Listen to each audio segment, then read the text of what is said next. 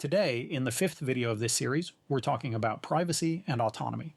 We already encountered this way back in the first video when we talked about different definitions of privacy, and in particular the US Supreme Court's version of constitutional privacy as the ability to make important life decisions without undue interference. Remember this, like in Whelan v. Roe, where the Supreme Court made it clear that there's information privacy on the one hand, and then there's decision-making privacy on the other, but both are a part of their concept of privacy as a whole. Remember also that I mentioned how philosophers and legal scholars are still debating this issue to this day?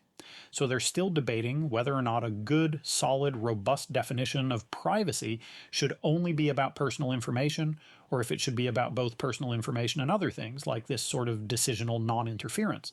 And then, in the last two videos, we completely ignored this problem by only focusing on informational privacy instead, and its relation to information security.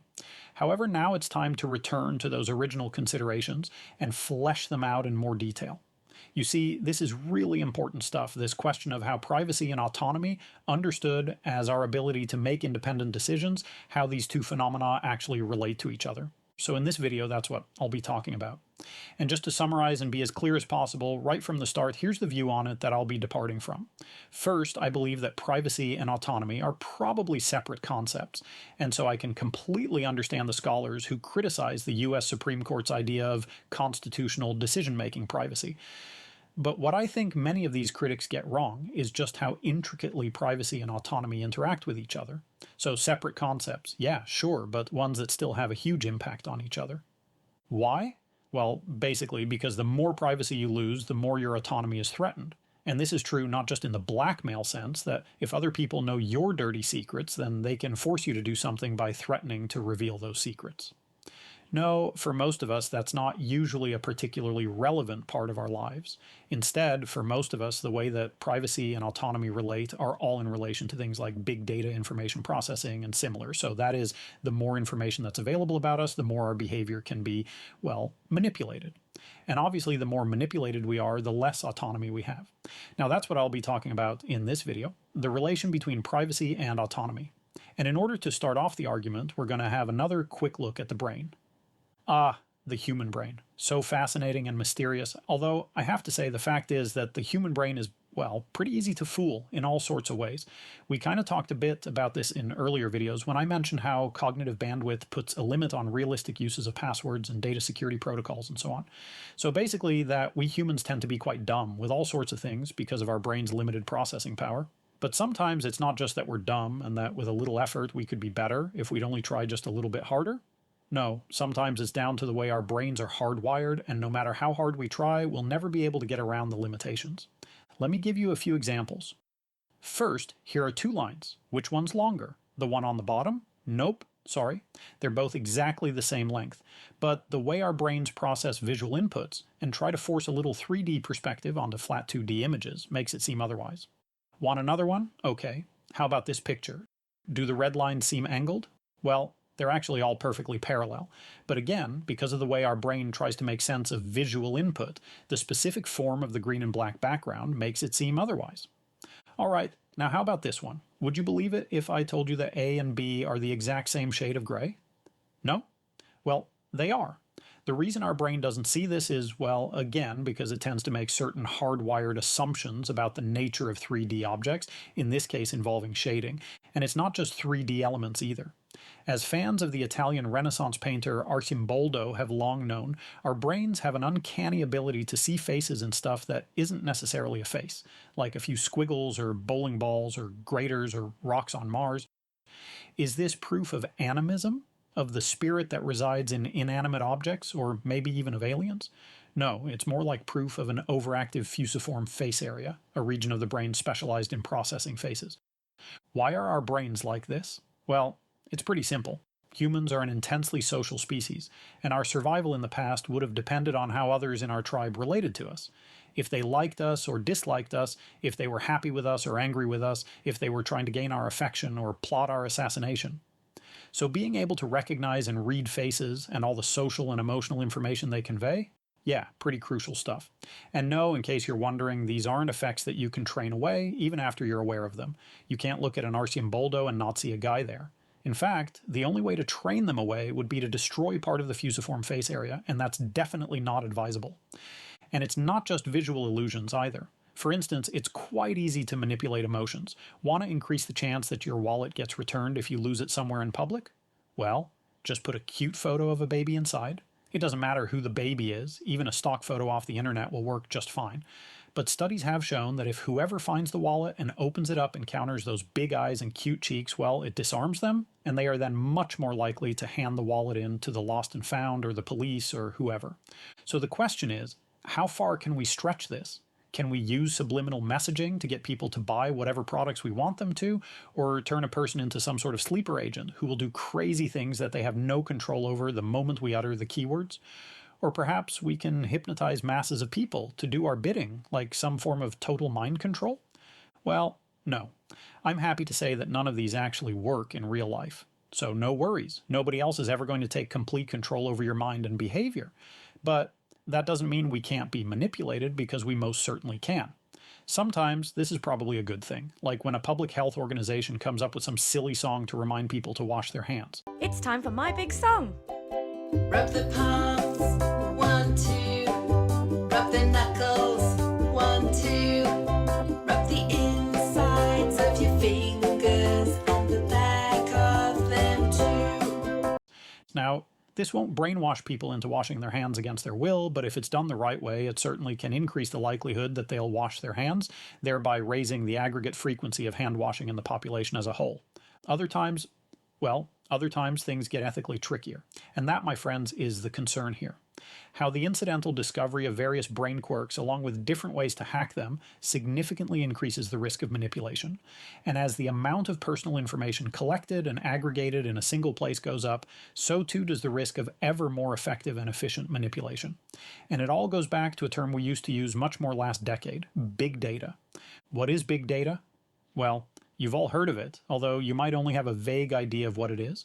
And it can mean slightly different things in different contexts, but let's stick with a general understanding for now. On this view, big data just means that we have enormous amounts of data, too much to approach in a traditional manual human data processing way, and so we need to use alternative and more sophisticated methods. These will tend to rely on machine learning algorithms and artificial intelligence and whatnot. The exact steps differ a lot from one case to another, but generally we're talking about having so much information that it would be difficult for any human to even begin processing or making sense of or finding patterns within it, and so we rely on computers to do the heavy lifting for us. Now, the idea of using data in this way isn't new. A classic origin story sort of example is Moneyball. Yes, the thing they made a movie about, with Brad Pitt and Jonah Hill.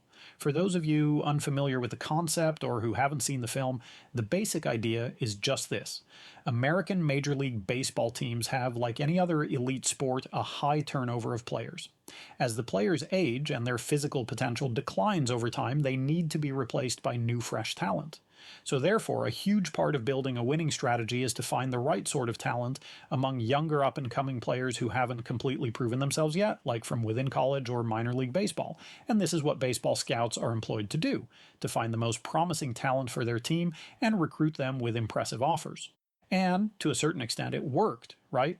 Talent scouts would look at certain statistics, like a player's batting average and stolen bases and so on, and combine this with their own subjective expertise built up and honed over the years to select those players they deemed most likely to benefit their team. But then, in the early 2000s, the Oakland Athletics changed everything. Basically, the A's were a decent but not great major league team with limited funding. In other words, they couldn't compete with the offers made by talent scouts from bigger and richer teams like the New York Yankees. However, instead of recruiting new talent on the basis of more traditional measures like batting average, they focused on lesser-known statistics, like how frequently hitters would make it to base. In a nutshell, you could say they engineered an approach to baseball statistics not on the basis of common sense or of tried-and-true scouting expertise, but rather by taking a more data-led approach. You see, as it turns out, some stats, like on-base percentage, happen to relate more closely to long-term baseball success than the ones we naturally assume ought to, like batting average. So then, We just ignore the ones that make sense to our brains and other scouts' way of looking at it, and instead focus on those players that the data counterintuitively suggest we ought to focus on. And perhaps it doesn't make much sense to us, but boy does it pay off. In 2006, for instance, the A's were ranked 5th in the Major League, despite coming 24th out of 30 in terms of the size of their budget, all thanks to taking more of a big data approach. So what is it that characterizes the big data approach in this sort of context?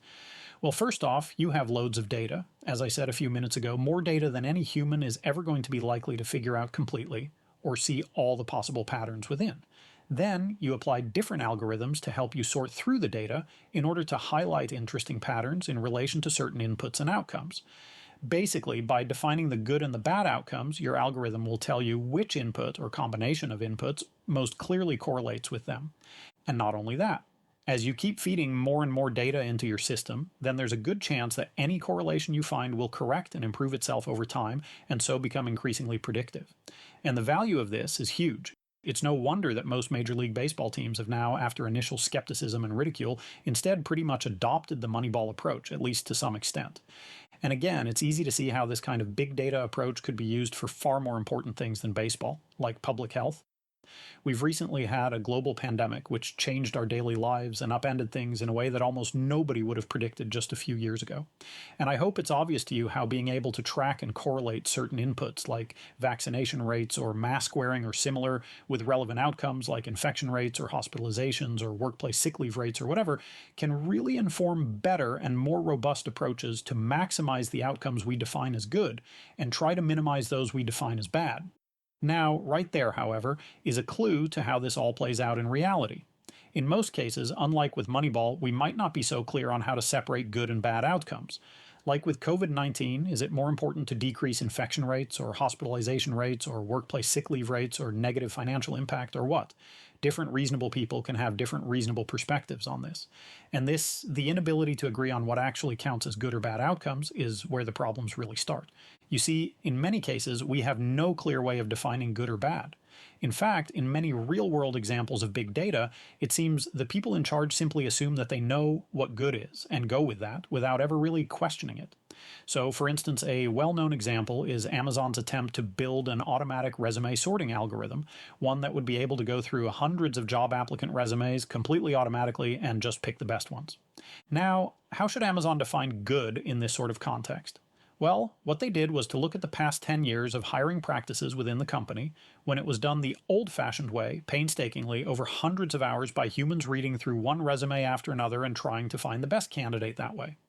So to Amazon, the good outcome in this case was getting the job in competition with other candidates, and whatever the algorithm would correlate with that, well, presumably it would be a good indicator of who deserved the job most, right? Feeding those hundreds of hours of real work into an algorithm that could learn the tricks and do it in an instant.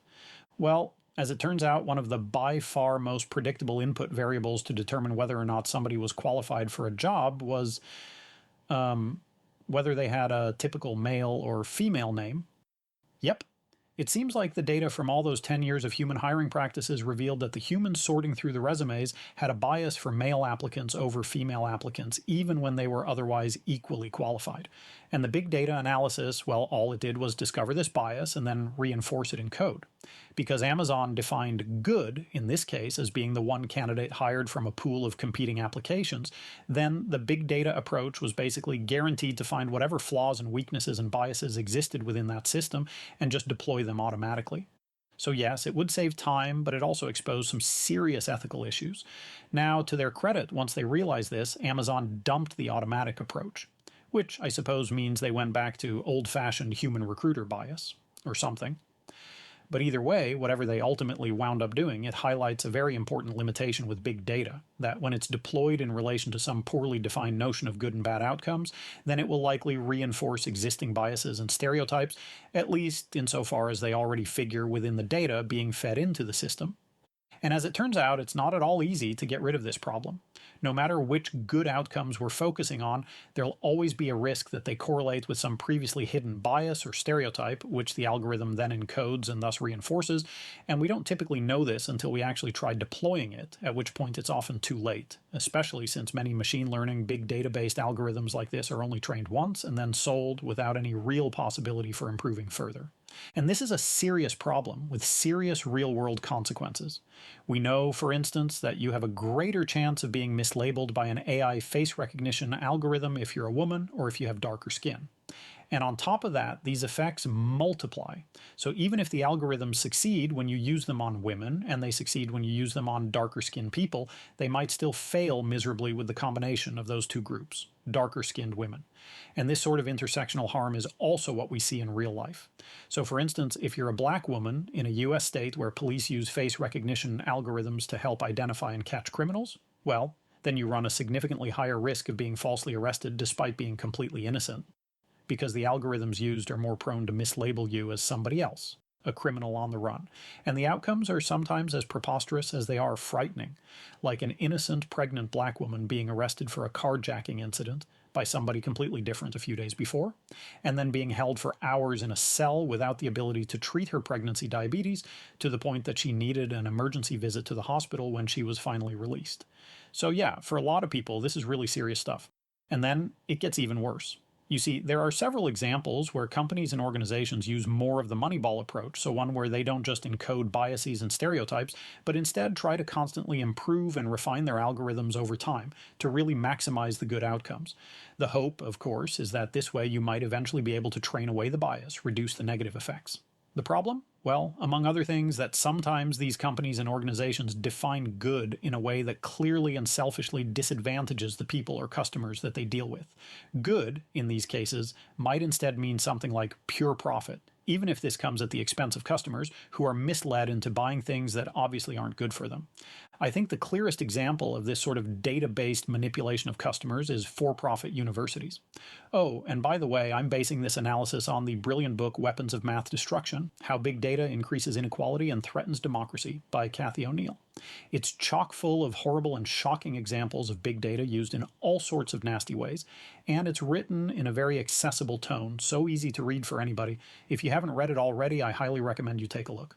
So anyway, for-profit universities. Now, these are, as the name suggests, universities that are more interested in making money than in actually educating. They give themselves serious-sounding names like Corinthian Colleges and University of Phoenix and so on. But unlike traditional universities and colleges, they spend far more money on marketing and recruitment than they do on actual teaching. And the reasons why are as fascinating as they are horrifying.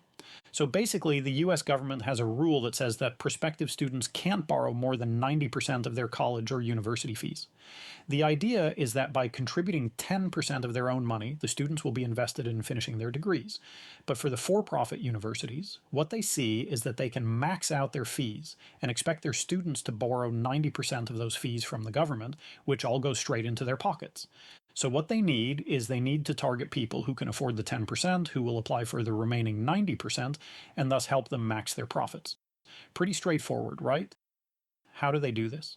Well, there are numerous possible ways, which O'Neil details in her book, but generally they will target certain sorts of customers, those dreaming of being upwardly mobile, but who struggle day to day and who are likely to believe that an education for them or for their children will make a real difference to their future well-being. So the poor and desperate, basically.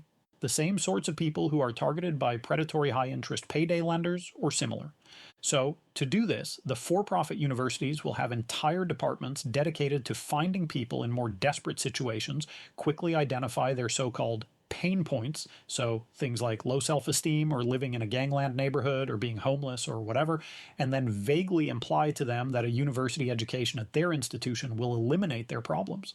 So, for-profit universities often target the poorest neighborhoods and individuals with various social or mental health problems. Like one university's recruitment material stated, marketers should target welfare moms with kids, pregnant ladies, recent divorce, low self-esteem, low-income jobs, experienced a recent death, physically, mentally abused, recent incarceration, drug rehabilitation, dead-end jobs, no future. Essentially, the thinking goes, the more vulnerable you are, the more likely you are to be convinced that a college degree might be the answer to your problems.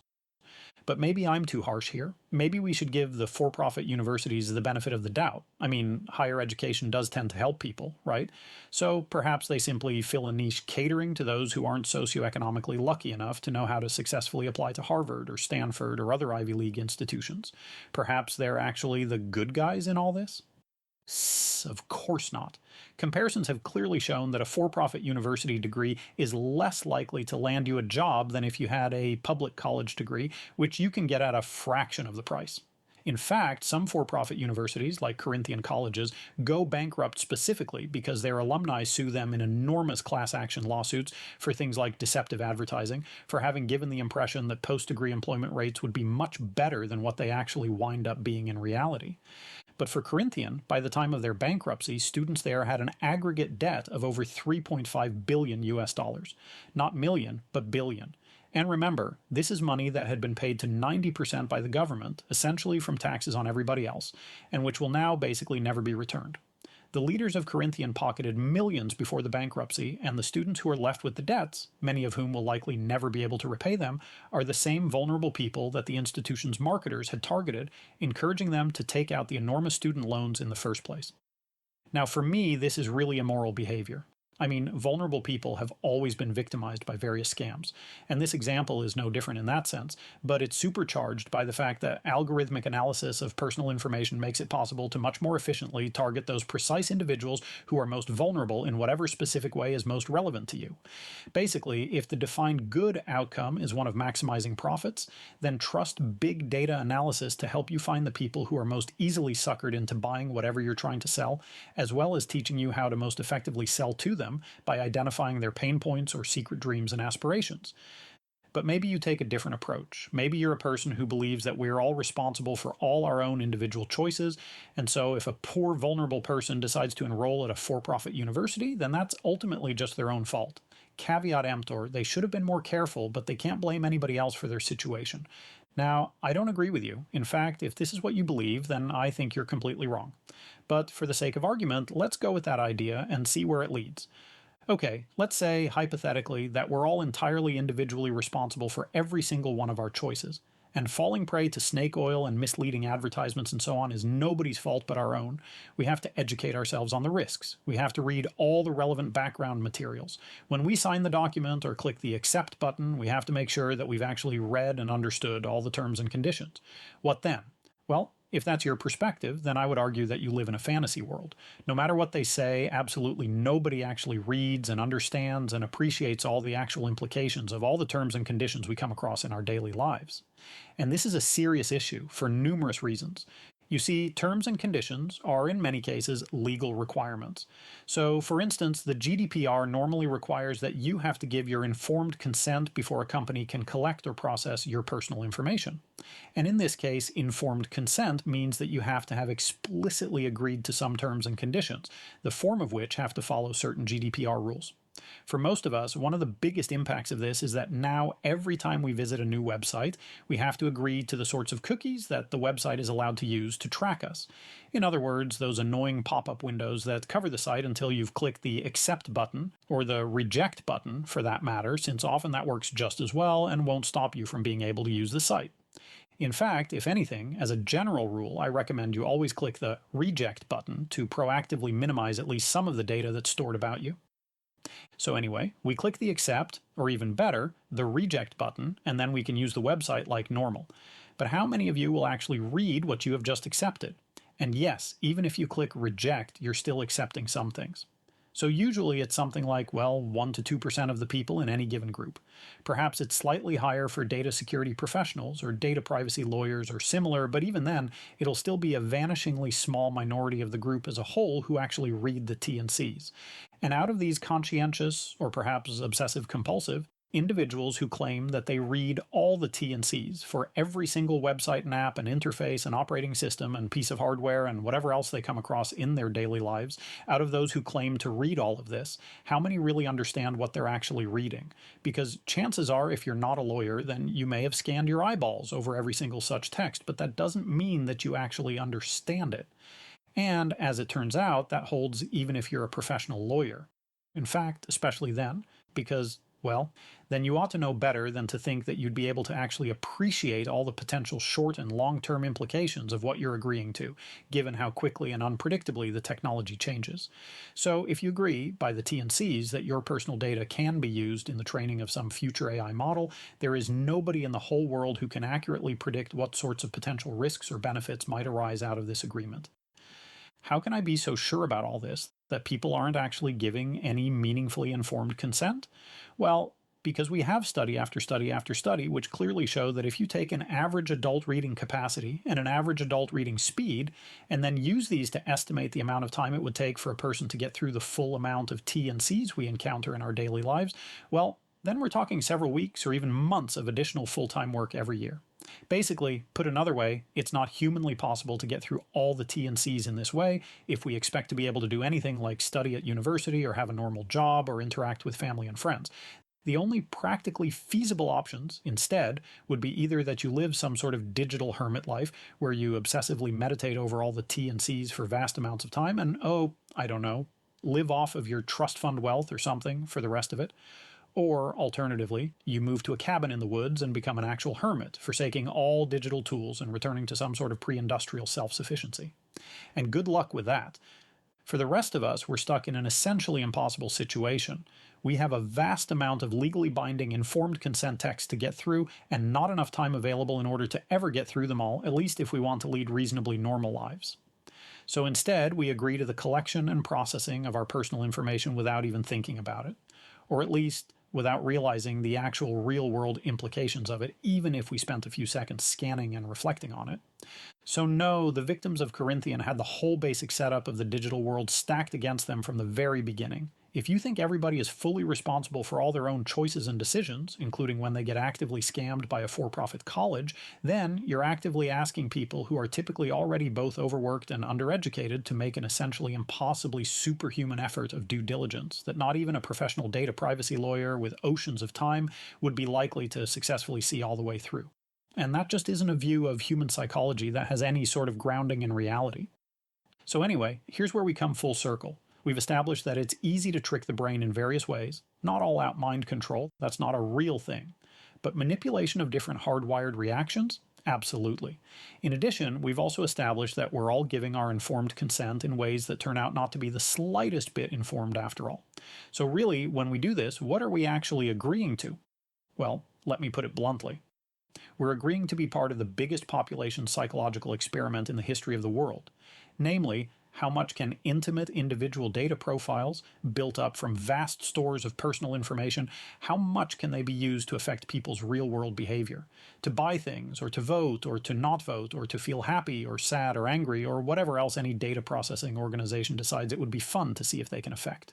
And most of us, we just blindly go along for the ride, because that's how the digital world really is structured these days.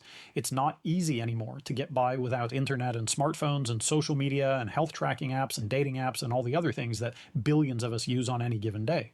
Take, for example, a set of classic and widely discussed studies from around an entire decade ago.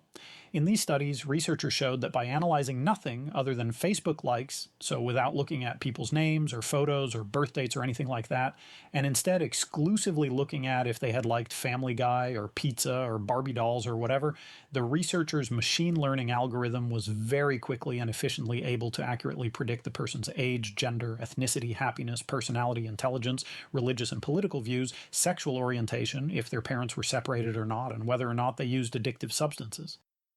Likewise, another study by largely the same team showed that a custom-built algorithm assessing a single photo of a person's face had a reasonably high accuracy in correctly predicting that person's sexuality. Think about that for a moment. A single photo of your face and the computer can tell if you're gay or straight. I mean, it won't be perfect. Some individuals will be incorrectly labeled as gay who are straight and vice versa, but that's sort of the point, that there are two huge problems here. First, whenever the algorithm gets it right, that's extremely dangerous for, as just one example, homosexual individuals who live in countries where homosexuality is outlawed. But, second, nobody really knows in which specific cases this sort of algorithm might get things wrong, which means that if you happen to live in a country like this, the automated approach risks identifying you as gay even if you're straight. So regardless what your sexuality may or may not actually be, it spells potential trouble for everybody. and trying to limit the ways in which these devices and systems and platforms and apps use our personal information to run their own algorithmic analyses is very, very difficult. So instead, we all tend to just contribute massive amounts of input data, which companies can then link in their analyses to whatever outcomes they themselves define as good. And we continue to do this either in complete ignorance of the risks or in some sort of possible naive hope that maybe the limits of automated manipulation aren't actually that wide. Do we know this for a fact, that automated manipulation is naturally contained at an acceptable level and can't be pushed beyond this, no matter how much data we have? Nope, we know no such thing. And if the recent history of social media is anything to go by, I'd argue that we have good reasons to be worried that automated manipulation is far more potent and powerful than what we currently know. Basically, we probably haven't pushed it anywhere near as far as it can go. So we have no real reason to think that manipulating individual users' attention and mood and emotions and so on has reached any sort of peak yet. Where will it all end? Well, that depends on the arms race between the big tech companies on the one hand and legal restrictions on what they can and can't do on the other. In his book, Why Privacy Matters, law professor Neil Richards argues that our current privacy situation, in these early days of massive big data personal information processing, is similar to the health situation during the early days of industrialization. Back then, there were essentially no protections, either for factory workers risking life and limb operating huge unsafe machinery, or for the general public against the vast amounts of pollution spewed out by the chimneys of ever more and ever bigger industrial factories. Who knows how many lives and livelihoods were destroyed before worker and general public safety regulations caught up and helped put a stop to at least the worst excesses that these revolutionary new technologies introduced. Likewise, for us in this day and age, the law is struggling to catch up with the new realities of the world of big data, where vast stores of information are aggregated and processed in the interest of increasing or decreasing the likelihood of certain real-world behaviors. Some see this as a fascinating means of improving our societies and lives beyond anything our forebears could have imagined. Others see the unraveling and undermining of democracy and free choice in a dystopian vision of a near-total surveillance capitalism, to use a famous term from Professor Shoshana Zuboff. And who's correct? Well, honestly, that remains to be seen. But at the very least, I think we can all agree that the changes our societies are undergoing are big and important, and therefore that they also deserve being treated with a lot of care and some skepticism. Harnessing the strengths without facilitating the weaknesses should be the mantra for any new revolutionary technology, as this surely is. So, where do we stand now? Well, in this video, I've talked about some of the limits of the brain and some shady players like for-profit colleges who, although they operate within the letter of the law, are quite obviously and transparently immoral. But what if the rabbit hole goes even deeper? I mean, for most of you watching this, you're unlikely to ever realistically be approached by any for-profit college. So you're safe, right? Well, what if the big tech companies that provide our frameworks and environments for chatting to our friends and getting news about the world, what if the big social media and other information guzzling companies like Facebook and Google and Apple and so on, what if they're doing essentially the same thing, only more hidden? To answer that question, in the next and very last video of this series, we're going to talk about dark patterns. That is, the manipulative tricks that big and famous and reasonably reputable tech companies use to actively manipulate your behavior. They might not put you into deep and lifelong debt, but as we'll discover, what they do is not always much better. I look forward to seeing you there.